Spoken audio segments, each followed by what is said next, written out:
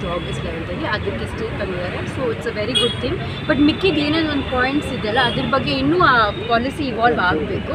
ಅದನ್ನು ಕನ್ಸರ್ನ್ ಪಾರ್ಟೀಸ್ನ ಸೇರಿ ಎಲ್ಲರೂ ಕೂತ್ಕೊಂಡು ಚರ್ಚೆ ಮಾಡಿ ಅದಾದಮೇಲೆ ಒಂದು ಪಾಲಿಸಿ ಮಾಡಿದರೆ ಒಳ್ಳೆಯದು. ಮೇಡಮ್ ಇವತ್ತು ಬಂದಿದ್ರಿ ಕೋರ್ಟಿಗೆ? ಹೌದು, ಕ್ರಾಸ್ ಎಕ್ಸಾಮಿನೇಷನ್ ಇರುತ್ತೆ ಮುಗಿದು. ಹಾಸ್ಟೆಲ್ ಹುಡುಗರು cinema that's it. This is in court ಅಲ್ವಾ, ಸೊ ಅದ್ರ ಬಗ್ಗೆ ನಾನು ಜಾಸ್ತಿ ಎಲಾಬ್ರೇಟ್ ಮಾಡೋಕ್ಕಾಗಲ್ಲ. ನೋಡೋಣ, ನಂಗೆ ನ್ಯಾಯ ಸಿಗುತ್ತೆ ಅಂತ ನಾನು ಅಂದ್ಕೊಂಡಿದ್ದೀನಿ.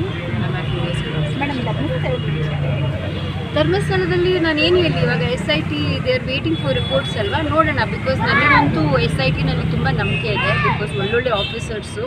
ಸೊ ಖಂಡಿತವಾಗ್ಲೂ ಆ ರಿಪೋರ್ಟ್ ಮೂಲಕ ನಮಗೆ ಗೊತ್ತಾಗುತ್ತೆ ಅದು ನಿಜವಾಗ್ಲೂ ನಡೆದಿದೆಯೋ ಇಲ್ವೋ ಏನು ಎತ್ತ ಅಂತ. So let's wait for the SIT report. Okay, thank you.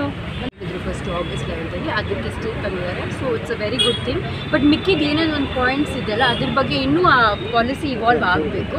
ಅದನ್ನು ಕನ್ಸರ್ನ್ ಪಾರ್ಟೀಸ್ನ ಸೇರಿ ಎಲ್ಲರೂ ಕೂತ್ಕೊಂಡು ಚರ್ಚೆ ಮಾಡಿ ಅದಾದಮೇಲೆ ಒಂದು ಪಾಲಿಸಿ ಮಾಡಿದರೆ ಒಳ್ಳೆಯದು. ಮೇಡಮ್ ಇವತ್ತು ಬಂದಿದ್ರಿ ಕೋರ್ಟಿಗೆ?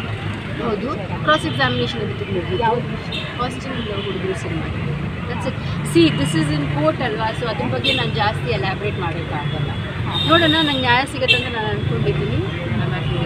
ಮೇಡಮ್ ಧರ್ಮಸ್ಥಳದಲ್ಲಿ ನಾನು ಏನು ಹೇಳಿ, ಇವಾಗ SIT they are waiting for reports ಅಲ್ವಾ, ನೋಡೋಣ. ಬಿಕಾಸ್ ನನಗಂತೂ SITನಲ್ಲಿ ತುಂಬ ನಂಬಿಕೆ ಇದೆ. ಬಿಕಾಸ್ ಒಳ್ಳೊಳ್ಳೆ ಆಫೀಸರ್ಸು. ಸೊ ಖಂಡಿತವಾಗ್ಲೂ ಆ ರಿಪೋರ್ಟ್ ಮೂಲಕ ನಮಗೆ ಗೊತ್ತಾಗುತ್ತೆ ಅದು ನಿಜವಾಗ್ಲೂ ನಡೆದಿದೆಯೋ ಇಲ್ವೋ ಏನು ಎತ್ತ ಅಂತ. So let's wait for the SIT report. Okay, thank you.